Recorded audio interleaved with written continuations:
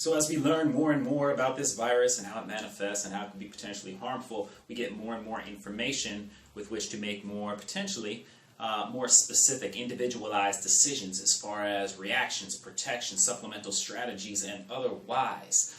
We've been highlighting some of those that have been shown to be potentially beneficial through the knowledge of the pathophysiology of the virus, also from reports we're getting from around the world. Liposomal vitamin C, liposomal melatonin have been what we talked about so far.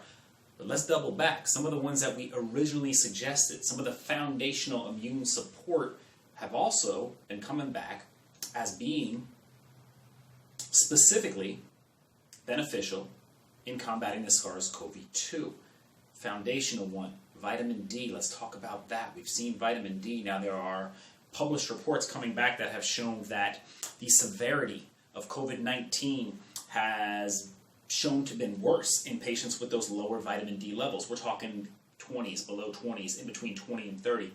Higher the level, above 30, a lot of times the better off. Now, correlation doesn't always equal causation here, but it's worth noting. There's also a significant amount, a massive amount of evidence that has shown vitamin C to be beneficial in staving off respiratory infections. In some cases, it's been documented that it lowers the rate of acute respiratory infection by as much as 50%. Now that's big right there. Vitamin D, foundational right there. Respiratory, we're talking about the lungs. Specific, pertinent to this current situation. One more thing, specific to the SARS-CoV-2 virus. One thing that we've learned about this virus early on has been the binding site for the virus is something called an ACE2 receptor. These are seen in cardiac tissue. It is seen throughout the body, also in the gut. And specifically, the one that probably gets the most headlines, the lungs. ACE2 receptors, seen in the lungs.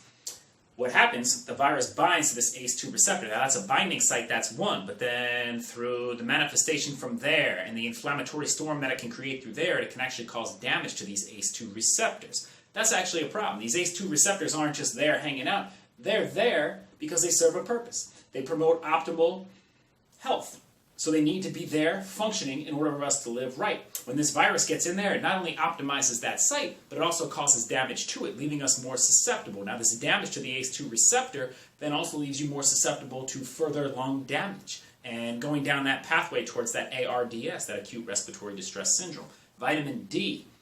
Very, very positive, very, very empowering, very, very exciting right here. Vitamin D has been shown to normalize the ACE2 receptors, to restore the ACE2 receptors right there when it is at a deficit, when it is at a suboptimal level. So vitamin D can get in there and kind of correct some of the damage, kind of fight the storm if it's going on of what that SARS-CoV-2 might be doing to those ACE2 receptors. And for that reason, and all the other ones we always talk about with vitamin D, a solid, consistent member of that foundational immune support team, ideally getting it from sensible sun exposure, but if you can't, or you're looking for a more aggressive way to boost it with the quickness, supplementation as a short term, always a good idea. Vitamin D, apparently now specific, potentially protective against that SARS-CoV-2. Vitamin D, good stuff.